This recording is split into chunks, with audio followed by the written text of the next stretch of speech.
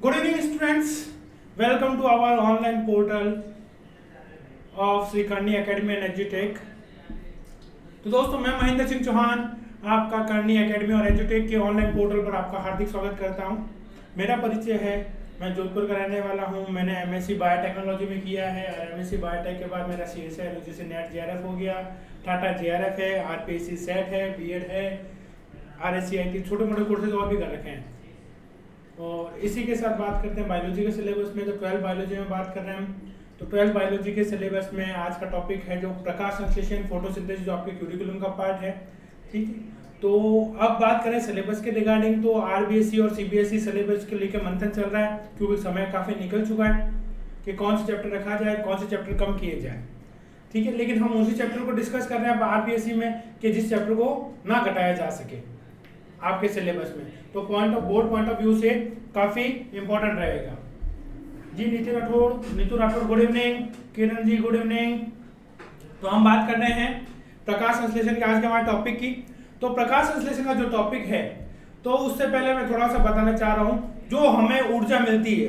अब आप कहेंगे हम खाना खाने से मिलती है, जूस पीने से मिलती है, बिस्किट खाने से मिलती है, तो मैं ये सब चीज आपको बता देना चाहता हूँ। जो अर्थ पे ओवरऑल एनर्जी का सोर्स है, जो एकमात्र ऊर्जा का स्रोत है, वो है सिर्फ सूर्य। तो सूर्य क्या पृथ्वी पर जीवन के लिए ऊर्जा का मेन सोर्स है। अब यहाँ पे सनलाइट की एनर्जी का यूज किया जाता है दूसरे फॉर्म में कन्वर्ट करने के लिए। मतलब हम क्या कह सकते हैं, एनर्जी ऊर्जा को ही एक रूप से दूसरे रूप में कन्वर्ट किया जाता है, रूपांतरित किया जाता है, बदला जाता है। ठीक है, जिससे हम हमारे कार्यों को संपन्न कर सके। तो हम बात करें तो नेक्स्ट स्लाइड में हम बात करते हैं प्रकाश संश्लेषण से संबंधित। तो प्रकाश संश्लेषण की मूल बातें, प्रकाश संश्लेषण क्या है उसके बारे में एक सामान्य परिचय है। ठीक है, तो लगभग सभी प्रकाश संश्लेषक स्वपोषक होते हैं, जैसे कि कुछ बैक्टीरिया, प्रोटिस्टा और हरे पेड़ पौधे। ठीक है, ये सारे के सारे क्या है, ये सारे के सारे प्रकाश संश्लेषक हैं। और जो भी प्रकाश संश्लेषक होते हैं तो उनको कहा जाता है स्वपोषक या स्वपोषी। अब स्वपोषी मतलब कि जो अपना खाना खुद बनाए। तो हमारे जैसे नीतू जी और किरण जी पूछेंगे सर खाना तो हम भी खुद बनाते हैं। तो जी नहीं, हमें खाना जैसे सब्जियां बाहर से लाते हैं, चाहे बैंगन हो गया, चाहे पत्ता गोभी हो गई, चाहे फूल गोभी हो गया, कुछ भी जो सब्जी हम बाहर से ला रहे हैं वो सब्जी किससे मिल रही है। चाहे फ्रूट की बात करें, एप्पल बनाना है, व्हाटएवर, जो कोई भी फ्रूट्स है, फल है, तो फल और सब्जी हमें किससे मिल रही है, हमें मिल रही है इन्हीं पेड़ पौधों से। इन्हीं पेड़ पौधों से हमें सब्जियां मिलती हैं। तो जबकि पेड़ पौधों को अपने खाने के लिए किसी और पे निर्भर नहीं रहना पड़ता है, ये अपना खाना खुद बनाते हैं, इसलिए इनको स्वपोषी जीव कहा जाता है। जबकि हम बात करेंगे मानव क्या है, एनिमल्स आर हेटेरोट्रोफ। ठीक है, दे आर, इनको कहा जाता है विषम पोषी, बिकॉज क्योंकि हम हमारे खाने के लिए इन पर निर्भर करते हैं। तो जब कुछ बैक्टीरिया, जैसे मैंने ये लिखा है बैक्टीरिया और प्रोटिस्टा, बहुत सारे बैक्टीरिया है। जैसे हम बात करेंगे साइनोबैक्टीरिया, बैक्टीरिया में आपको नाम बता देता हूं, साइनो जीवाणु,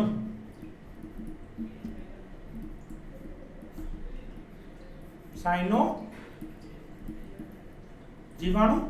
और प्रोटिस्टा में बात करेंगे तो प्रोटिस्टा में से बहुत सारे प्रोटिस्ट हैं जो यहां पे फोटोसिंथेसिस करते हैं, प्रकाश संश्लेषण करते हैं। ये जो चित्र है ये आप देख रहे हैं किसका है, ये वही साइनो जीवाणु है जिसकी हम बात कर रहे हैं। ठीक है, अब यहाँ पे हरे पेड़ पौधों में बात कर रहे हैं, तो जैसे ये मोज हो गए, यहाँ पे बिया मोजेस बात करेंगे ब्रायोफाइटा में, फर्न्स बात करेंगे टेरिडोफाइटा में, और कुछ फ्लावरिंग प्लांट, जो भी फ्लावरिंग प्लांट आते हैं वहां पे हम एंजियोस्पर्म की बात करते हैं। ठीक है, उसके अलावा ये जो कैल्प होते हैं ये बहुत बड़े एल्गी होते हैं, जो कि ब्राउन एल्गी होती है, जो शैवाल होती है, भूरी शैवाल, उसका ही एक सदस्य है कैल्प। भूरा रंग का आपको दिख भी रहा है। ये युग्लिना जो कि पादप और जंतु कोशिका के बीच की इसको योजक कड़ी कहा जाता है। क्यों कहा जाता है ये? क्योंकि अगर इसको प्रकाश मिलता है यूग्लिना को, तो ये प्रकाश संश्लेषण करता है तो और स्वपोषक बन जाता है और अपना खाना खुद बनाता है। लेकिन अगर प्रकाश नहीं मिल रहा है, प्रकाश की अनुपस्थिति है, तो ये क्या करता है? ये विषमपोषी बन जाता है और भोजन के लिए प्लांट्स पर निर्भर करता है या दूसरे जीवों पर निर्भर करता है। इस कारण से ये क्या हो गए, दोनों तरह से काम करते हैं। ये जंतु कोशिका और पादप कोशिका के बीच की एक योजक कड़ी के रूप में यूग्लिना काम करता है। ठीक है, हम बात करते हैं अब, अगर आपके मन में किसी प्रकार का डाउट हो, कोई भी प्रश्न मन में आ रहा है तो बेझिझक आप साथ साथ पूछ सकते हैं। नेक्स्ट लाइन में बात करें हम, स्वपोषक प्रकाश संश्लेषण के माध्यम से अपने स्वयं के कार्बनिक पदार्थ उत्पन्न करते हैं। ठीक है, यहां पे हम बात करेंगे, वैसे मैं इसको आपको एक रिएक्शन दिखाऊंगा। Previous slide, yes this one. तो हम बात करें प्रकाश संश्लेषण, सूर्य यहाँ पे मेन एनर्जी का सोर्स, जैसे मैंने आपको बताया था। आर्ट पे बात करेंगे तो मेन एनर्जी का जो सोर्स है, ये आपको नहीं दिख रहा है तो मैं यहां से इसको थोड़ा सा रफ कर दे रहा हूं। तो जो भी स्वपोषक होते हैं वो क्या करते हैं? प्रकाश संश्लेषण, मतलब कि सूर्य के प्रकाश की उपस्थिति में अपने भोजन का निर्माण करते हैं। वह भोजन का निर्माण क्या होता है? कार्बनिक पदार्थ के रूप में होता है। और मुख्य रूप से क्या होती है कार्बनिक पदार्थ? वो होती है शर्करा। मतलब कि हम यूं कह सकते हैं शर्करा का निर्माण स्वपोषक द्वारा भोजन के रूप में किया जाता है। कब? सूर्य के प्रकाश की उपस्थिति में। तो अब इसको अगर डिफाइन करना है, एक और पॉइंट पढ़ते हैं, फिर उसके बाद इसकी डेफिनेशन की बात करते हैं। सूर्य के प्रकाश की ऊर्जा को रासायनिक ऊर्जा के रूप में संग्रहित बदल दी जाती है या संग्रहित की जाती है। मतलब कि मैंने क्या बताया था आपको, यहां पे जैसे फर्स्ट स्लाइड में था कि ऊर्जा के एक रूप को दूसरे रूप में बदला जा रहा है। नई रासायनिक ऊर्जा पैदा नहीं की जा रही है, सिर्फ ऊर्जा के एक रूप को चेंज किया है। तो पहले ऊर्जा का स्रोत क्या था, बात करें तो सूर्य का प्रकाश। सूर्य का प्रकाश को उन्होंने अपने यूज के लिए क्या कर दिया? रासायनिक ऊर्जा में परिवर्तित कर दिया। अब जैसे बात करें बैटरीज, रिमोट की बैटरीज होती है या मोबाइल की बैटरीज होती है, तो ये क्या है? ये रासायनिक रूप है, ये भी ऊर्जा का रूप है, लेकिन इसको यहाँ पे ट्रांसफॉर्म कर दिया गया, एक नया रूप में परिवर्तित कर दिया गया। काफी सोलर सेल आ गए, सोलर सिस्टम आ गए, आपने देखे होंगे, जो कि सूरज की किरणों को एब्जॉर्ब करते हैं और घर में लाइटें चलती है उससे। ये आपने देखे होंगे, आजकल बहुत चलन में।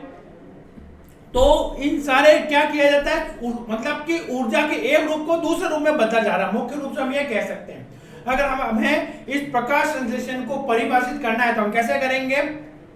वह जैविक रासायनिक अभिक्रिया जिसके अंतर्गत हरे पेड़ पौधे सूर्य के प्रकाश की उपस्थिति में कार्बन डाइऑक्साइड व जल के द्वारा क्लोरोफिल की उपस्थिति में भोजन के रूप में शर्करा का निर्माण करते हैं।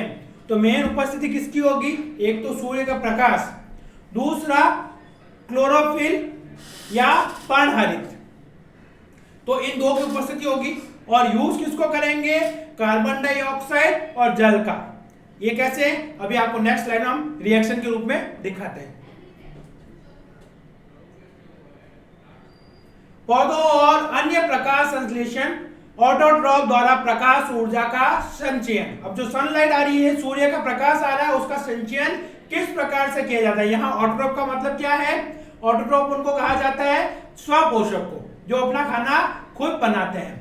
तो यहाँ पे ये ऑटोट्रॉफ जो है यहाँ स्वपोषी के लिए यूज हुआ है, स्वपोषी। नेक्स्ट,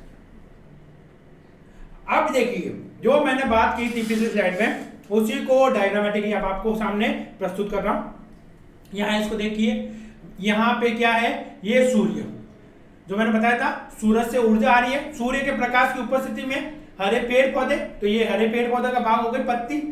तो हरे पेड़ पौधे, यहाँ पे एक और चीज कंपोनेंट यूज करेंगे हम, जहां हमने लिखना भूल गए हैं, तो मैं इसको यहां लिख दे रहा हूं। यहाँ पे हरी पत्ती पे होता है एक पर्णहरित। पर्णहरित एक प्रकार का क्या है? वर्णक है। रंग, वर्णक का काम क्या है? रंग देना। तो एक प्रकार का वर्णक है, तो मतलब सूर्य के प्रकाश की उपस्थिति है, पर्णहरित भी उपस्थिति है। अब इसकी इन दोनों की उपस्थिति में एक तो CO2 कार्बन डाइऑक्साइड, दूसरा यहां पे हम बात करेंगे एक और वाटर मॉलिक्यूल। और वाटर कहां से आता है? वाटर आप कहां डालते हैं? आपने भी गमले देखे होंगे, घर में पेड़ पौधे हैं तो उसकी जड़ों में पानी डालते हैं, तो जड़ों से ये पानी ऊपर चढ़ रहा है, देखो। तो मुख्य रूप से क्या है? अब इसकी रिएक्शन को अगर हम यहीं पे लिखें, मैं यहां पे इसकी रिएक्शन को लिख दे रहा हूं, CO2, दूसरा कंपोनेंट क्या है? वाटर, जल। अब यहां पे इसको एरो को मैं कुछ इस तरह से बना रहा हूं। उपस्थिति किस किस की है बात करें तो एक तो क्या है?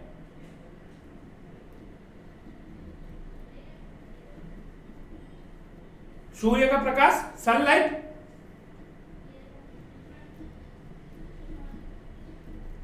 दूसरा पर्णहरित, ये जो हमारे पेड़ पौधे पे उपस्थित होता है, पर्ण।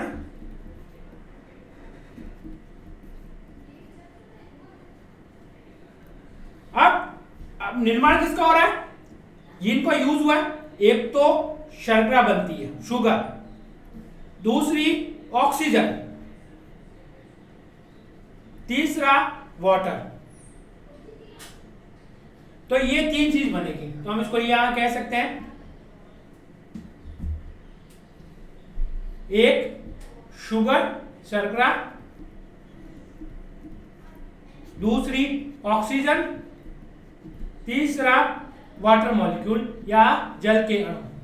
तो कार्बन, ये अभिक्रिया जो मैंने परिभाषा बताई सिर्फ उसी की वापस मैं रिपीट कर रहा हूं कि हरे पेड़ पौधे कार्बन डाइऑक्साइड तथा जल के द्वारा सूर्य के प्रकाश की उपस्थिति, सूर्य के प्रकाश तथा पर्णहरित की उपस्थिति में भोजन के रूप में शर्करा का निर्माण करते हैं। तो उस जैव रासायनिक अभिक्रिया को कहा जाता है प्रकाश संश्लेषण। तो इस डायग्राम से आपको बड़े अच्छे से समझ में आ गया होगा।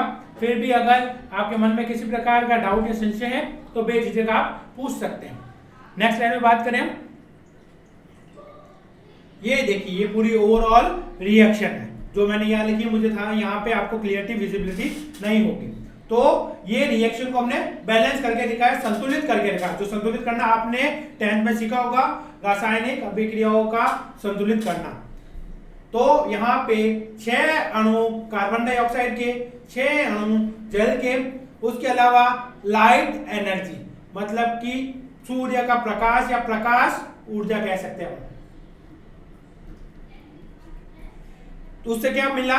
ये C6H12O6 किसका अणुसूत्र है? जल्दी से बताइए मुझे, कितने लोग बता सकते हैं? फटाफट फास्ट। ये अणुसूत्र, इसको क्या कहा जाता है? थोड़ी बेसिक केमिस्ट्री सबने पढ़ी होगी और ये तो बड़ा इजी सा है, इसके बिना तो आगे काम भी नहीं होगा आपके, इसको तो रट लेना है। देखते हैं कितने लोग सही बताते हैं, फटाफट फास्ट। यहाँ पे कुछ वो जो वर्ड है चुप गए, मैं यहाँ लिख दे रहा हूं 6O2 ऑक्सीजन प्लस साथ में H2। ये थोड़ा सा बैलेंस है, यहाँ पे 12 होता है वैसे, क्योंकि 6H2 वापस यहाँ मिलता है जो कि वाष्पोत्सर्जन में निकल जाएगा। ये जल एक भी नहीं बता पा रहा है, चलो मैं बता देता हूं, इसको कहा जाता है ग्लूकोज।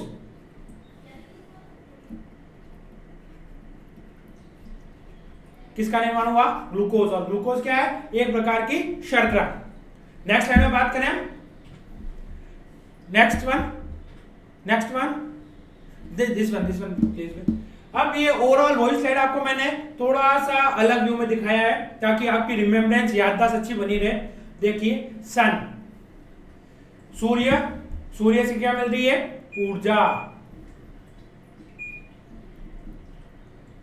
जी किरण आपने बताया, बड़ा जल्दी मैंने लिख चुका हूं, तब तक तो ग्लूकोज सही है वो। तो सूर्य से क्या मिला? ऊर्जा। फिर यहां पे बात करें तो कार्बन डाइऑक्साइड, उसके साथ जड़ों से आता है पानी, बनता क्या है? शर्करा, कार्बोहाइड्रेट, जो भी किरण ने लिखा है ग्लूकोज।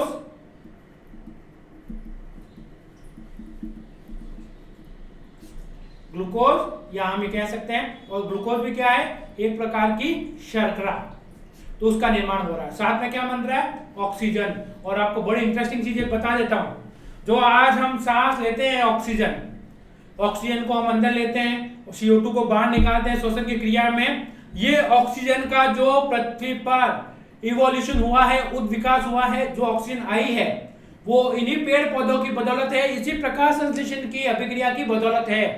अगर ये अभिक्रिया नहीं होती तो ऑक्सीजन नहीं होती। अगर जितने हरे पेड़ पौधे काट रहे हैं तो हम क्या कर रहे हैं, हमारी प्राण वायु को ही खत्म कर रहे हैं। तो जितने हरे पेड़ पौधे होंगे उतनी प्राण वायु ज्यादा होगी, क्योंकि हमें जो ऑक्सीजन मिलती है वो इन्हीं पेड़ पौधों से मिलती है। इसीलिए कहते हैं सुबह सुबह हमें घूमना चाहिए। सुबह सुबह घूमते क्या होती है, सुबह सुबह हमें ताजी ऑक्सीजन मिलती है।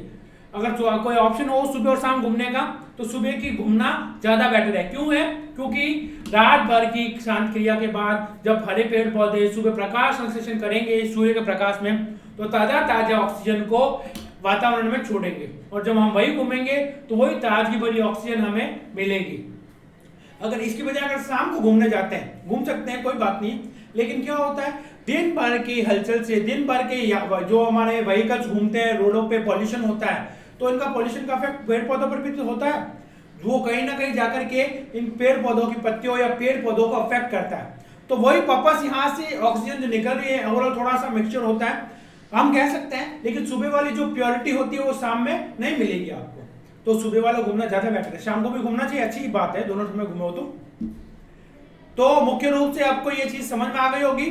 तो हमने प्रकाश संश्लेषण की अभिक्रिया और उसकी परिभाषा को बड़े अच्छे से समझ लिया है। ठीक है, इसके बाद बात करते हैं नेक्स्ट स्लाइड में। नेक्स्ट वन एंटर ये फूड चेन का एक पार्ट आ गया। नेक्स्ट वन, ये अभी हमारा टॉपिक नहीं, हम इकोलॉजी में बात करेंगे इसकी। अब बात करें इलेक्ट्रोमैग्नेटिक स्पेक्ट्रम और विजिबल लाइट, इसका पर्पस क्या है। अब जो हमें लाइट दिखती है उसको कहा जाता है विजिबल लाइट या फिर दृश्य स्पेक्ट्रम।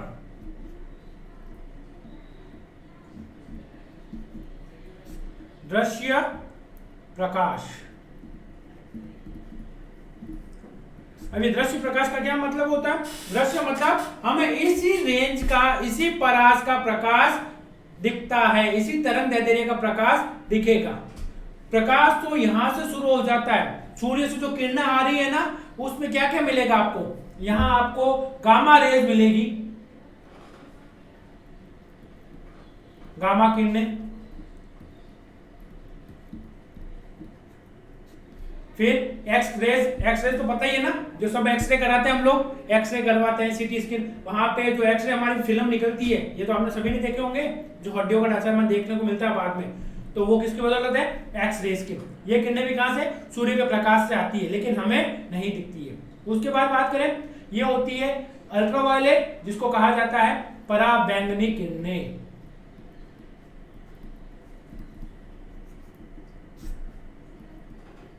हालांकि इसके भी अलग से प्रकार होते हैं, वो आपको मैं इकोलॉजी वाला एनवायरनमेंट का जो टॉपिक आएगा उसमें बताऊंगा। तो UVA, UVB और UVC, मतलब पराबैंगनी किरणों का अलग अलग 3 तरह से डिवीजन किया गया।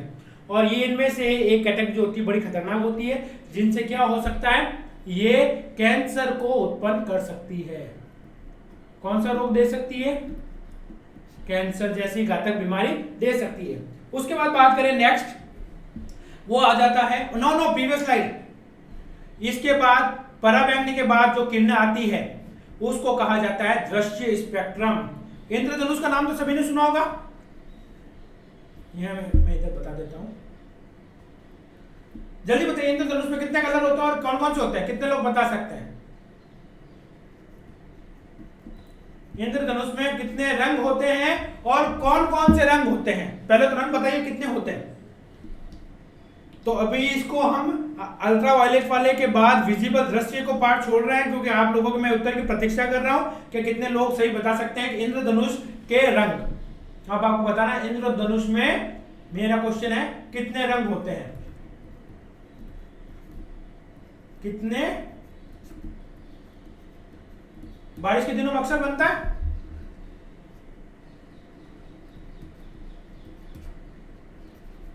कितने रंग होते हैं? ये क्वेश्चन प्रीवियस स्लाइड। और उसके अलावा बिल्कुल बिल्कुल किरण और नीतू ने दोनों ने सही आंसर दिया है, 7 रंग होते हैं। तो अब ये बताइए कौन कौन से रंग होते हैं, कितने लोगों की याद है? सबके नाम बताइए। इंद्रधनुष में 7 रंग होते हैं। आपका जवाब आ गया, इसलिए मैंने 7 में यहां लिख दिया है। अब कौन कौन से रंग होते हैं मैं उसके बारे में पूछ रहा हूं। रंगों के नाम कौन कौन से होते हैं? कौन कौन से रंग है? ये 7 के नाम बताइए जल्दी, फिर हम बात करते हैं। फिर इसके बाद हम बात करेंगे जो इसकी पराक्षमता होती है। जी जी बिल्कुल, रेड 7 के नाम चाहिए मुझे, सिर्फ एक नहीं चाहिए। फिर आता है ये वाला इंफ्रारेड। इंफ्रारेड या माइक्रोवेव्स। यहां पे जो घर में माइक्रोवेव आता है, आजकल के चलन में आता है घर में खाना जल्दी पकाने के लिए, तो वहां पे जो किरणें यूज होती है वहां उनको कहा जाता है माइक्रोवेव्स। इसी के बेस पे नाम पड़ा है। जी बिल्कुल Neetu, red, yellow, blue, green, जल्दी बताओ, 4 हुए अभी तो। और सबसे लास्ट में आती है सबसे भारी किरणें जो होती है, वो होती है रेडियो वेव्स। तो हम इस तरफ से इस तरफ जब चलते हैं तो क्या होता है, तरंग दैर्ध्य बढ़ता है। जब हम यहां से लेकर के इस डायरेक्शन में चलेंगे तो तरंग दैर्ध्य बढ़ेगा। ऑरेंज,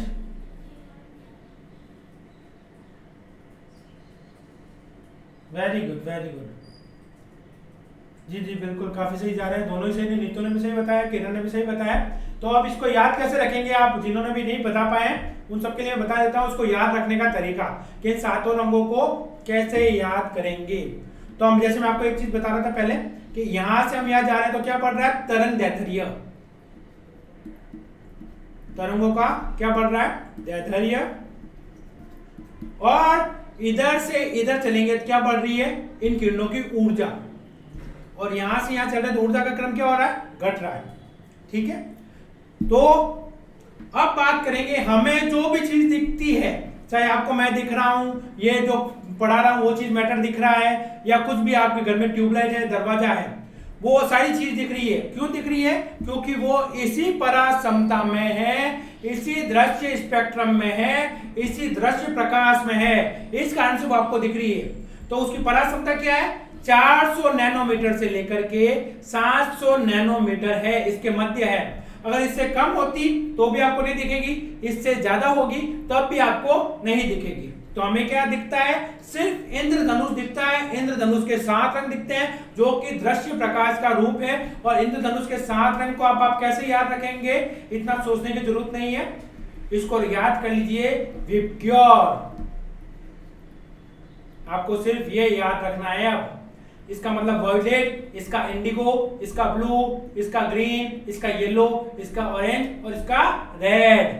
तो वायलेट यहां से शुरू होता है, फिर इंडिगो, फिर ये देखिए डार्क ब्लू आ जाता है, फिर ग्रीन कलर, फिर येलो वाला दिख रहा है, फिर ऑरेंज आ गया और लास्ट में रेड। और इसी के बाद शुरू हो जाता है क्या, इंफ्रारेड। इंफ्रारेड या इसी को कहा जाता है अवरक्त प्रकाश, जो हमें नहीं दिखता, इसके बाद शुरू हो जाता है। जो हमें सिर्फ कहां तक दिख रहा है, सिर्फ यहां वाला ये चीज। इन सब में बात करें, सूरज से आ रही ये सारे प्रकाश, ये सारे का सारा प्रकाश कहां से आ रहा है, यहां से लेकर के यहां तक बात करें तो ये सारा कहां है, सूर्य से आ रहा है। लेकिन हमें सिर्फ क्या दिखता है, हमें सिर्फ ये वाला प्रकाश दिखता है, इसके अलावा हम कोई प्रकाश नहीं देख सकते। एक्सरे में भी फिल्म आती है तो हम उस फिल्म को देख सकते हैं, जो फोटोग्राफ आता है एक्सरे आपके हाथ में होता है, हम उसको देख सकते हैं।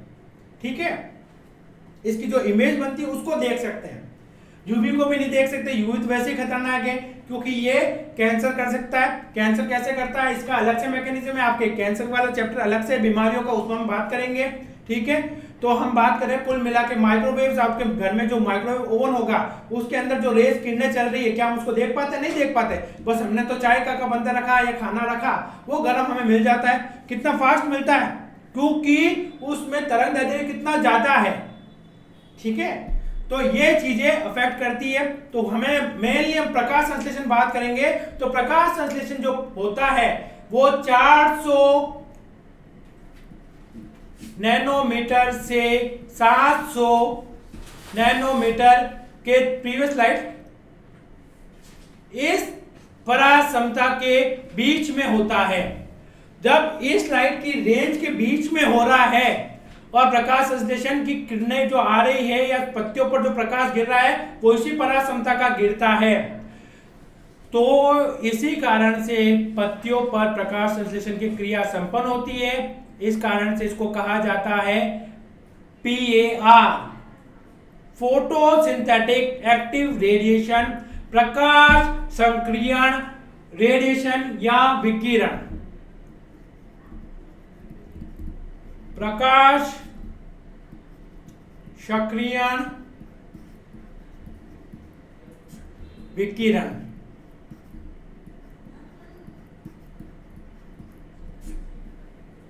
नेक्स्ट, ये वही है जो गामा रेज मैंने आपको सारी पिछली बताई थी, ठीक है, नैनोमीटर में 400 परासमता। हालांकि ये वाला जो बेल्ट है 380 से 400 तक का वो यूवी का है, ये यूवी का पोर्शन आ जाता है, थोड़ा परा बैंगनी का ये वाला सेगमेंट आ जाता है। उसके बाद ये सारी चीजें मैं आपको बता ही चुका हूं। तो प्रकाश संश्लेषण होता है मुख्य रूप से यहां से लेकर के यहां के बीच में, 400 से 700 के बीच में। और ये प्रकाश क्या कहलाता है? फोटो एक्टिव रेडिएशन या प्रकाश सक्रियण विकिरण। अब चलिए, ये क्वेश्चन आपको मैंने दिया है, कितने लोग इसका आंसर दे पाते हैं? पौधे हरे क्यों होते हैं, मतलब पौधे की पत्तियों की बात करें हम, वो हरी दिखाई देती है। क्यों दिखाई देती है? ये सबसे इसीलिए दिया, जल्दी से आंसर दीजिए मुझे। पौधे हरे क्यों होते हैं? फर्स्ट, हरे पेड़ पौधे कहते हैं हम हरे क्यों होते हैं, लाल क्यों नहीं होते, पीले क्यों नहीं होते? क्योंकि रेज तो हम बात तो इंद्रधनुष की कर रहे हैं, और इंद्रधनुष का आप लोगों ने आंसर दिया कि इंद्रधनुष में कितने रंग होते हैं? 7 रंग होते हैं।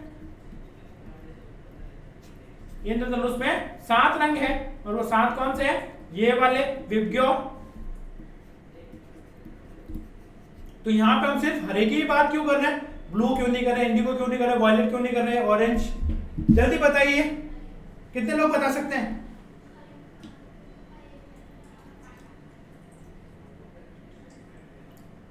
अगर कोई बता सकता है तो हाथ रेस कर दे इसमें कमेंट बॉक्स में, नहीं तो फिर हम आगे चल रहे हैं।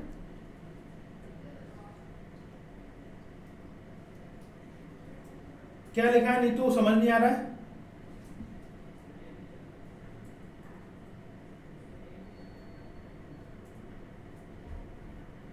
चलिए हम चलते हैं, हम डिस्कस करते हैं इसी टॉपिक को। नीतू ने जो लिखा है थोड़ा मुझे दिख नहीं रहा है। हरमत सिंह कह रहे हैं क्लोरोफिल के कारण। नहीं, क्लोरोफिल वर्णक है, ठीक है, वो चीज अलग है। क्लोरोफिल वर्णक है, वहां पे उसका रंग हरा होता है, बिल्कुल वो सही है, हरमत सिंह बता रहे हैं। और चलिए अब आपका जवाब हरमत को और बेटर वे में हम बताते हैं नेक्स्ट स्लाइड में इसी चीज का जवाब। नेक्स्ट स्लाइड, प्रीवियस अभी तो एक चीज लिखना है। हाँ,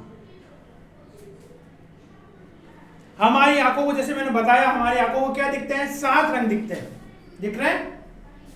हरित लवक, बिल्कुल बिल्कुल। अच्छा, नीतू ने वो हरित लवक ही लिखा था और वही क्लोरोफिल हरमत ने लिखा था, ठीक है ठीक है, वो एक ही बात है। तो हम बात कर रहे हैं हमारी आंखों को इतने सारे कलर दिखते हैं, ठीक है, लेकिन पत्तियां हमें हरी क्यों दिखती हैं? नेक्स्ट स्लाइड में बात करते हैं। नेक्स्ट स्लाइड, ये एक छोटा सा जीव है, इसको कहा जाता है नर कार्डिनल्स। ये जो जीव है, ये वाला जीव की बात कर रहे हैं हम, इसको कहा जाता है नर कार्डिनल। के पंख पर कैरोटीनॉइड पिगमेंट से भरे होते हैं। ये पिगमेंट मतलब वर्णक होता है, ठीक है, जो रंग वाला, जिस प्रकार से हरित लवक है, वो एक प्रकार से वर्णक की बात कर रहे हैं, वर्णक या रंग। ये पिगमेंट प्रकाश की कुछ तरंगदैर्ध्य को अवशोषित करते हैं और दूसरों को प्रतिबिंबित कर रहे हैं। जैसे कि हमने बात की इंद्रधनुष के ये 7 रंग आते हैं, 7 रंग। अब इसने क्या किया? सारे ही प्रकाश को अपने अंदर ले रहा है, अपने ऊपर आ रहा है, लेकिन एक प्रकाश को यहां पे वापस से प्रतिबिंबित कर रहा है, रिफ्लेक्ट कर रहा है। तो रिफ्लेक्ट करने के कारण ये देखो कौन सा रिफ्लेक्ट किया,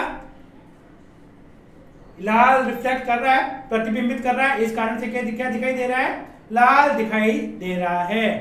तो सूर्य का प्रकाश माइनस तरंग दैर्ध्य या रंगों को अवशोषित जो करता है, और जो हमने अवशोषित कर लिया वो नहीं दिखेगा, जो हमने रिफ्लेक्ट किया है, ठीक है, वो रंग आपको दिखेगा। तो इसी कारण से इसकी चोंच या बात करें यहां पे, ये सारा प्रकाश इसके अंदर गया, लेकिन इसकी चोंच से बात करें तो जो रंग रिफ्लेक्ट होता है, जो प्रतिबिंबित होता है, वही रंग हमें दिखता है। सेम चीज पेड़ पौधों की पत्तियों पर होती है। पेड़ पौधों की पत्तियों पर भी ये सारे रंग गिरते हैं, लेकिन वो क्या करते हैं, हरे को छोड़ के बाकी सारे अवशोषित कर लेती है, और हरे को क्या करती है, वापस से फेंकती है, प्रतिबिंबित करती है। ठीक है, इस कारण से पत्तियां हरी दिखाई देती हैं। हाँ, क्लोरोफिल होता है, पर्णहरित है, पिगमेंट है, हरित लवक है, उसके कारण से, लेकिन उसका रिफ्लेक्शन का भी व्यू होता है, फिनोमिनन काम करता है। ठीक है, ये बात करते हैं हम नेक्स्ट स्लाइड में। ये देखिए, अब ये आपका आंसर है, पौधे हरे क्यों होते हैं। सूरज की रोशनी, ये सारे रंग गिरे पेड़ पौधों पर। अब यहां से आप और हम देख रहे हैं, तो कौन सा रंग वापस ये छोड़ रहे हैं, हरा रंग छोड़ रहे हैं। बाकी सारे रंगों को क्या कर लिया, इन रंगों को इन्होंने अवशोषित कर लिया है, हरे को छोड़ करके। बाकी सारे रंग तो क्या ले लिए, अपने अंदर संभाल लिए, लेकिन हरे को वापस से क्या कर रहे हैं, प्रतिबिंबित कर रहे हैं। जिस तरह से हम कांच में खड़े होते हैं सॉरी, तो हम अगर हम सूर्य के प्रकाश से लेकर के कांच को इधर उधर घुमाए तो क्या पड़ता है, फ्लैश करता है, छिलका पड़ता है। तो सेम चीज है यहाँ पे, उसको रिफ्लेक्शन कहते हैं। तो यहाँ पे पत्तियां क्या कर रही है, बाकी सारा प्रकाश तो अवशोषित कर रही है, लेकिन हरा प्रकाश क्या करती है, वापस भेजती है, और वही हरा प्रकाश हमें दिखता है आपको और हमको। इसी कारण से क्या है, ये रिफ्लेक्टेड कलर है। अब समझ में आया होगा, आप सभी को क्लियर हुआ होगा। अगर अभी भी किसी के मन में डाउट है, बेझिझक कमेंट बॉक्स में मेंशन कीजिएगा। नेक्स्ट बात करें, ये देखिए, अब आपके इसमें हरित लवक की भी बात की है हमने, जो नीतू ने, हरमत सिंह ने बात की थी। तो पादप कोशिकाओं में ग्रीन क्लोरोप्लास्ट होते हैं, हरे रंग का एक कोशिकांग होता है, जिसको क्या कहा जाता है, हरित लवक।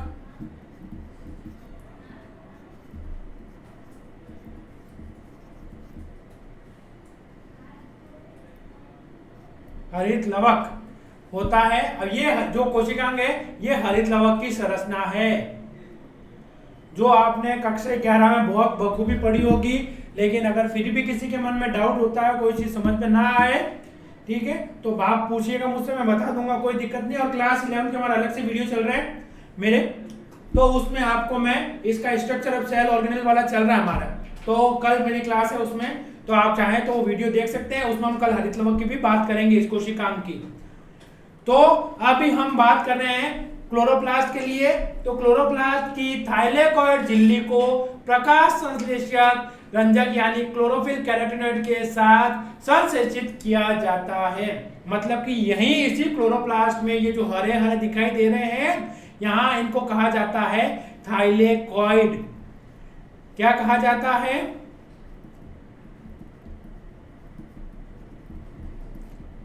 थाइलेकॉइड। ये थैलीनुमा संरचना, जो बैग लाइक स्ट्रक्चर है, थैलीनुमा संरचना को थाइलेकॉइड कहा जाता है। तो आप देख लो, एक थैली, मतलब एक थैली के ऊपर दूसरी थैली, इस तरह से ये समानांतर रूप से एक दूसरे के ऊपर व्यवस्थित हो गई है। जब ये एक दूसरे के ऊपर व्यवस्थित हो जाती है, तो इसको क्या बन रही है, एक पटलिका के रूप में व्यवस्थित हो गई है। तो इस पूरे गट्ठे को, एक साथ को कहा जाता है ग्रेना या ग्रेनम। तो ऐसे बहुत सारे ग्रेनम होते हैं, एक ये रहा, दूसरा ये रहा, और भी ये देखो। तो ये ग्रेना क्या होते हैं, आपस में जुड़े हुए होते हैं। तो जिसके थ्रू ये आपस में जुड़े होते हैं, उसको कहा जाता है इंटरग्रेनम। क्या कहा जाता है, इंटरग्रेनम। और उसके अलावा यहाँ पे ये तरल रासायनिक पदार्थ होता है कुछ, ये वाला इस तरह से, उसको कहा जाता है स्ट्रोमा।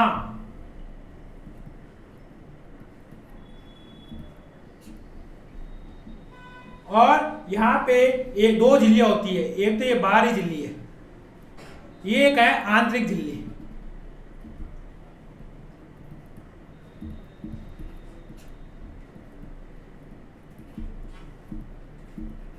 बाहरी झिल्ली और ये एक भीतरी हो गई आंतरिक झिल्ली। आंतरिक झिल्ली, और दोनों झिल्लियों के बीच में जो अवकाश है उसको कहा जाता है अंतर झिल्ली अवकाश।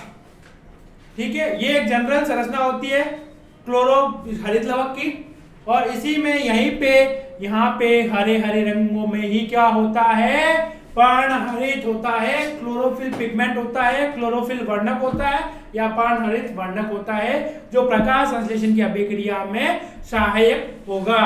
तो ये जो हरे हरे डॉट दिख रहे हैं आपको यहाँ पे, ये तो पूरी कोशिका है, यहां से लेकर के ये पूरी कोशिका का चित्र है, पादप कोशिका।